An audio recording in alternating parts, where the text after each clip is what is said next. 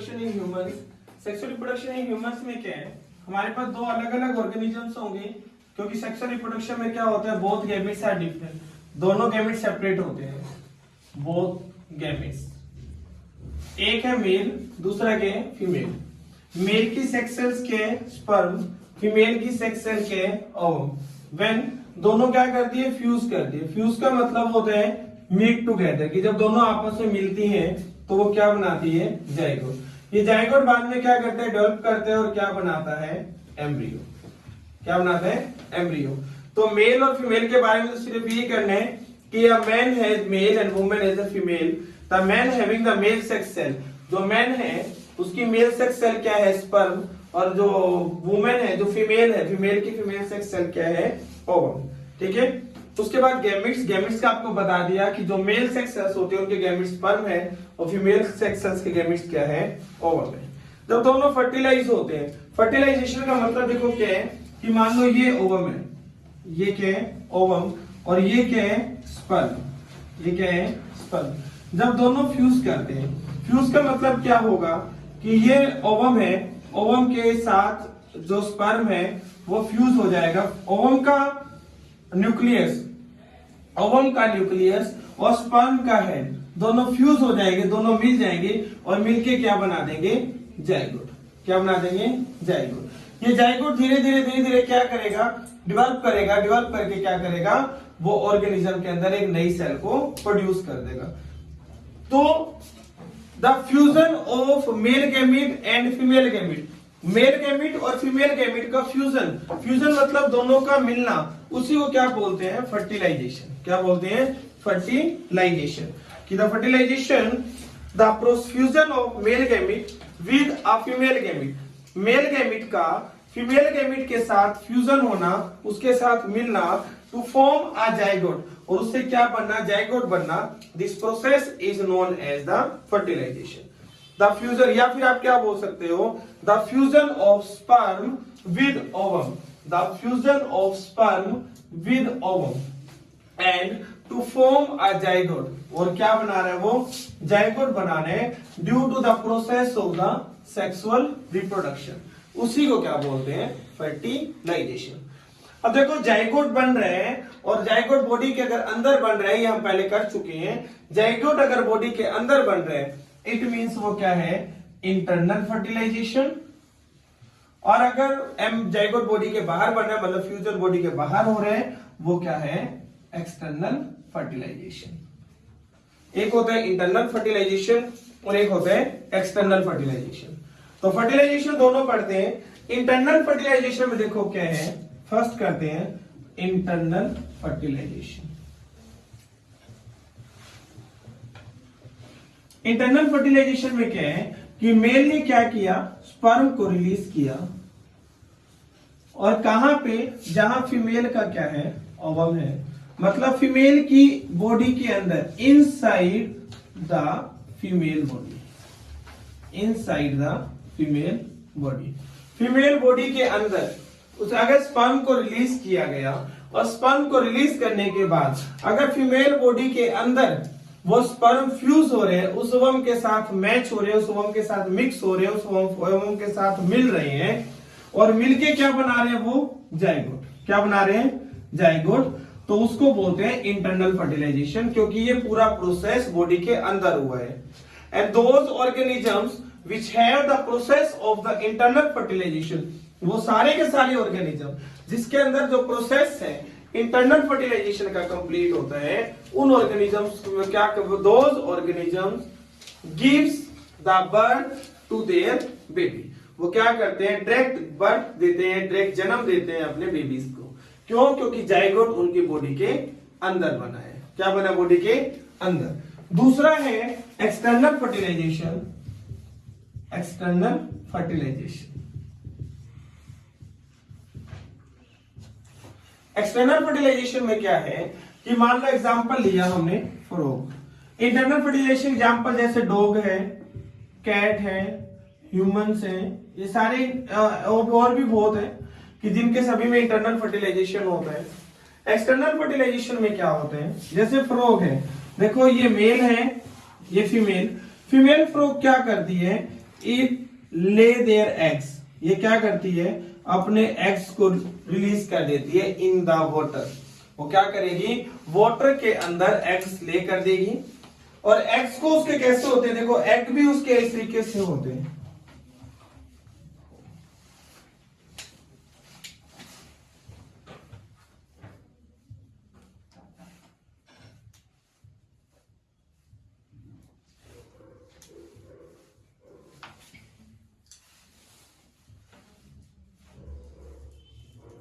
जो frog egg है ना, जो आपको एक ब्लैक डॉट नजर आ रहा है, एग्जैक्ट ऐसे ही होता है। वो एक लिक्विड सा रिलीज कर देती है, और इस लिक्विड के अंदर जिस तरीके से धागे के अंदर मोती होते हैं ना, वैसे एक धागा सा होता है, उसके अंदर ब्लैक ब्लैक ब्लैक ब्लैक उसके एग्स होते हैं।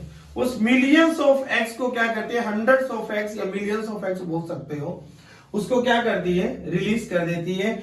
Always female frog always lay their egg in the fresh water, pond water, sea water, XYZ, कि वो हमेशा जो वाटर के अंदर ही अपने एग्स को ले करती है। एग को कहां देगी, वाटर में। फिर क्या करते हैं, वहां मेल फ्रॉग आता है, और मेल फ्रॉग आके उसी पानी के अंदर अपने स्पर्म्स को रिलीज कर देता है उसी पानी में। फिर क्या होगा, वहां से स्पर्म, और यहाँ ओवम पहले से प्रेजेंट थे, ये ओवम जो था, ये ओवम स्पर्म के साथ क्या होगा, फ्यूज होगा।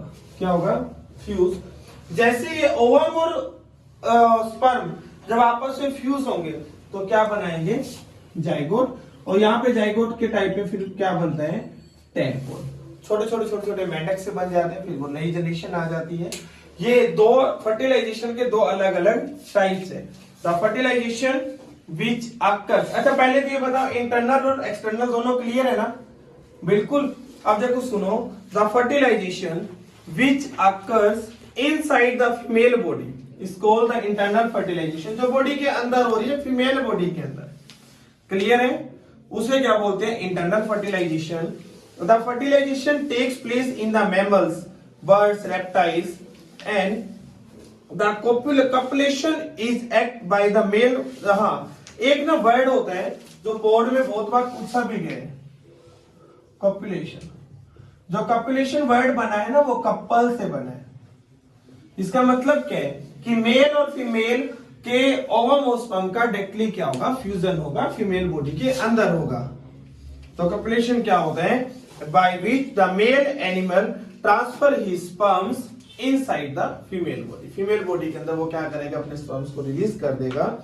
During the copulation a male put his sperm inside the women's body through an organ called the penis, and these sperms then the fertilize the eggs inside the woman's body।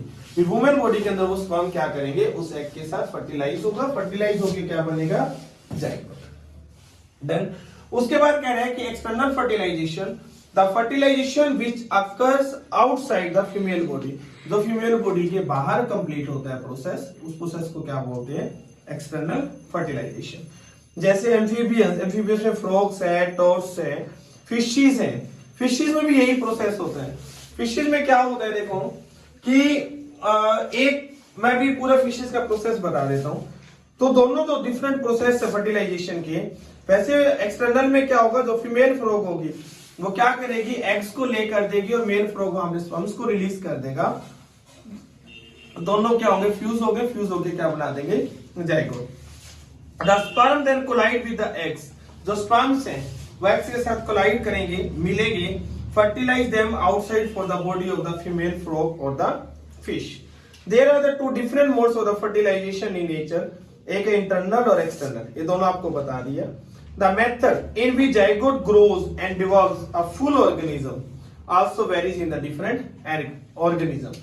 कुछ animals में क्या होता है, एक zygote जो है वो पूरे के पूरे एक ऑर्गेनिज्म के अंदर डेवलप हो जाता है, वो भी फर्टिलाइजेशन कौन सा होगा, इंटरनल। कौन सा होगा, इंटरनल। तो एडवांटेज इसके क्या है, सेक्सुअल रिप्रोडक्शन के, कि the much genetic variations is not possible in the asexual reproduction. कि एसेक्सुअल रिप्रोडक्शन के अंदर जेनेटिक वेरिएशंस नहीं थी, लेकिन यहाँ जेनेटिक वेरिएशंस आ सकती है। Disadvantage of the asexual reproduction, क्योंकि the offsprings are most identical to the parent because they have the same genes as their parents. So much genetic variations is not possible in the asexual reproduction.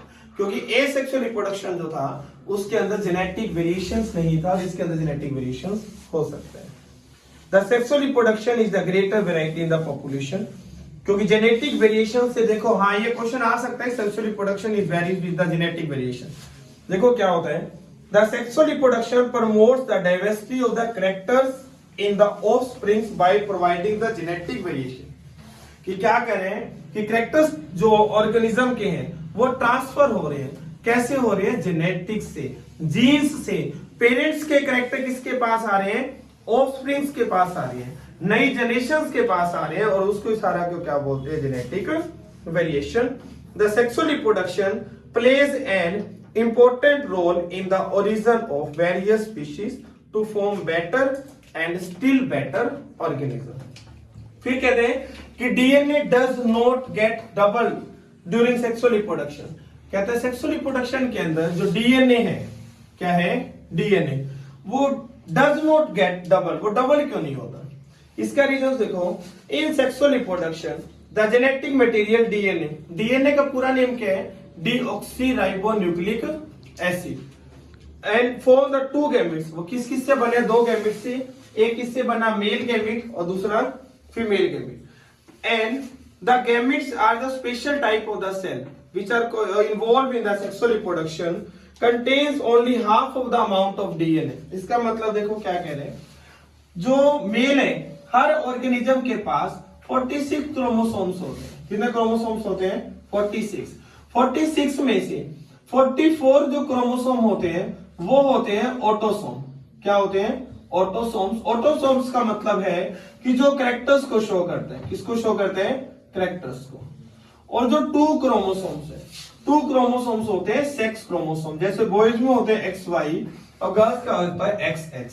44 autosome सब same है. अब ना जब fusion होता है, जब zygote बनता है ना, तो इसके अंदर क्या है? एक सेक्स क्रोमोसोम इससे मिलेगा और एक सेक्स क्रोमोसोम इससे मिल रहे हैं. 22 ऑटोसोम्स इससे मिल रहे हैं, 22 ऑटोसोम इससे मिल रहे हैं. तो हाफ हाफ मिल रहे हैं ना दोनों से. इससे भी 23 मिले मेल से भी, और फीमेल से भी कितने मिले? 23. इसीलिए वो डबल नहीं है, वो क्या है? हाफ है. हाफ हाफ सेल होके क्या बनाते हैं? नई सेल बनती है as compare to the normal body of the cells. तो देखो 23 क्रोमोसोम मेल से लिए, 23 क्रोमोसोम फीमेल से लिए, और दोनों से मिलके एक जो नया बेबी जो नेचर में आया है उसके पास भी कितने क्रोमोसोम्स होते हैं? 46.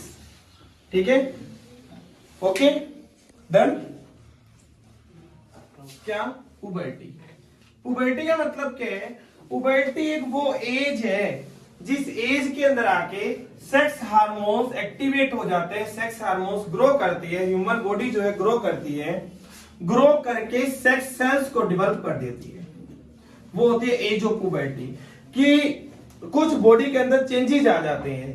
कहते हैं the age at which the sex hormones begins to produce. जो सेक्स हार्मोन्स है वो प्रोड्यूस होना स्टार्ट हो. The sex hormones begins to produce. Sex hormone produce होना स्टार्ट हुए and the boy and the girl become sexually mature.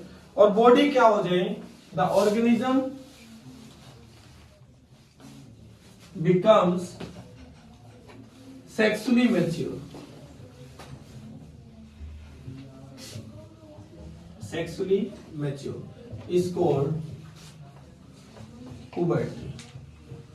उसी को क्या बोलते हैं? पुबर्टी. जो पुबर्टी की जो एज है ना, पुबर्टी की एज ऑर्गेनिजम्स में अलग अलग है. जैसे बॉय और गर्ल. अब बॉय की एज क्या होती है? पुबर्टी की एज. बॉयज में पुबर्टी की एज होती है 13 to 14. क्या होती है? 13 to 14 ईयर्स. ठीक है. और जो गर्ल्स में जो पुबर्टी की एज होती है, किसकी? गर्ल्स की पुबर्टी की एज होती है 10 to 12 years. 10 to 12 years. Boys की है 13 to 14 ईयर्स और गर्ल्स की है 10 to 12 ईयर्स। कह रहे हैं अब दोनों के अंदर हमने वो देखना है कि दोनों के अंदर ग्रोथ कैसी हुई। बॉयज की बात करें तो बॉयज में कह रहे हैं कि the testis produce the male sex hormone.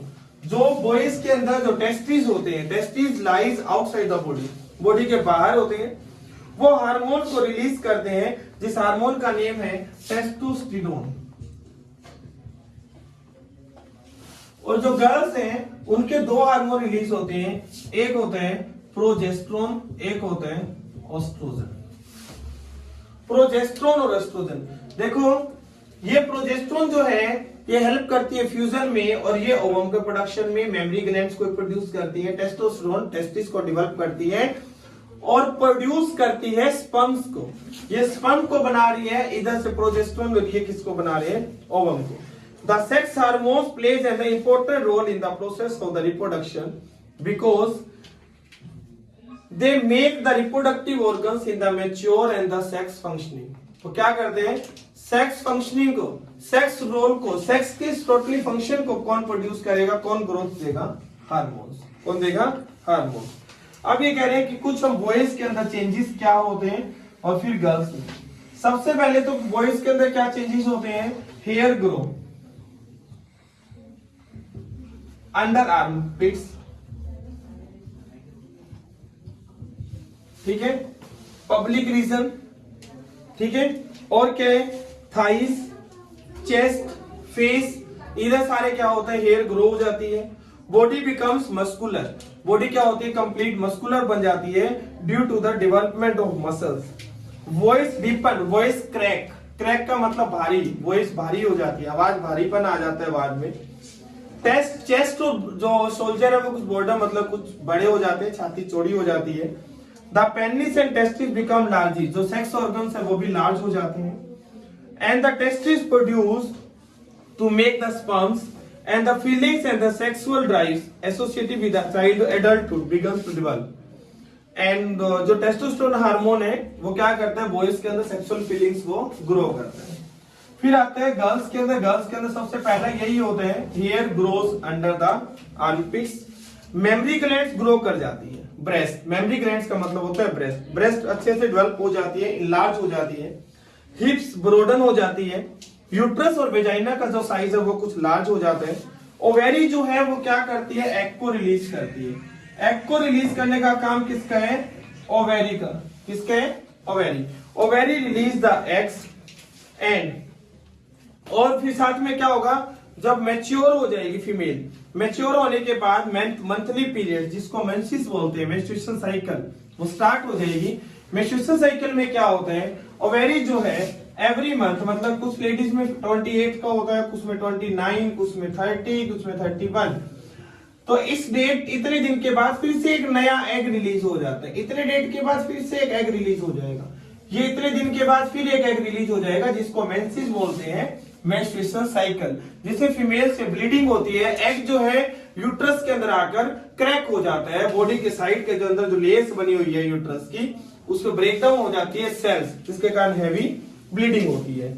और जो हार्मोन्स है प्रोजेस्टेरोन और एस्ट्रोजन, दोनों क्या करते हैं, ग्रो होना, डेवलप होना स्टार्ट हो जाते हैं। ठीक है, नेक्स्ट टॉपिक आएगा हमारा ह्यूमन रिप्रोडक्टिव सिस्टम, जो कि हम कल करेंगे। Okay, bye.